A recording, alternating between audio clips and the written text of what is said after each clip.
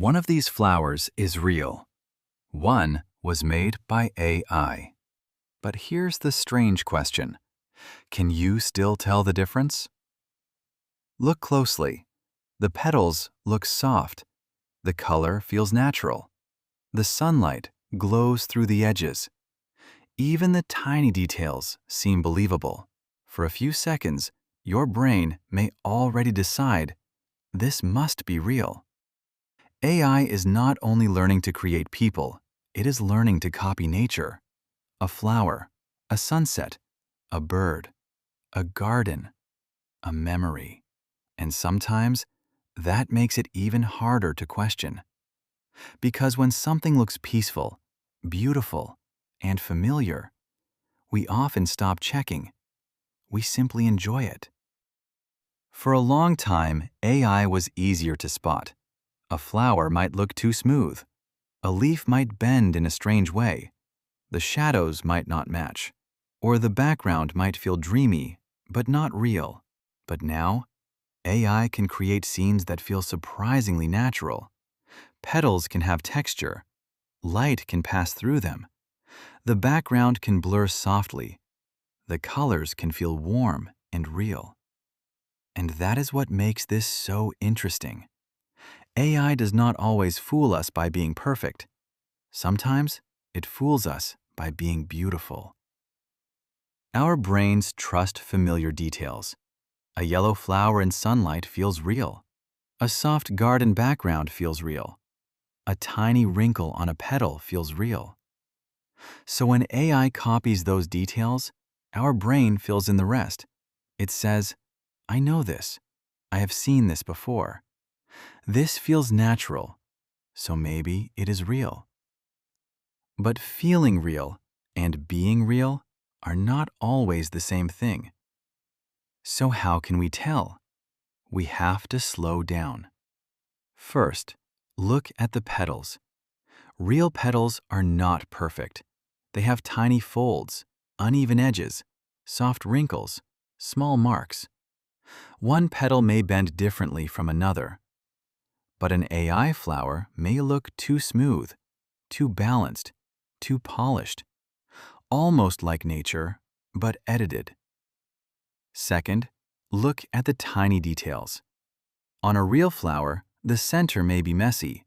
The pollen may not be perfectly placed. The small parts may point in different directions. Some details may be sharp. Others may blur naturally. But in an AI image, the details may look beautiful at first, then strange when you pause. They may repeat, they may blend together, or they may look real without fully making sense. Third, look at the leaves and background. This is where many clues hide. The flower may look perfect in the center, but the background may tell the truth. A leaf may blend into another leaf. A stem may connect in an odd place. A shadow may not match. The background may look natural at first, but confusing when you look longer. AI often focuses on the main subject, but the edges of the scene can reveal the secret. And finally, look for perfection. Real nature is beautiful, but it is rarely flawless. A real flower may have dust, tiny scratches, a curled edge, a faded spot, a petal that is not perfectly shaped. AI can add imperfections too, but sometimes they feel like decoration, not like life. That is the difference.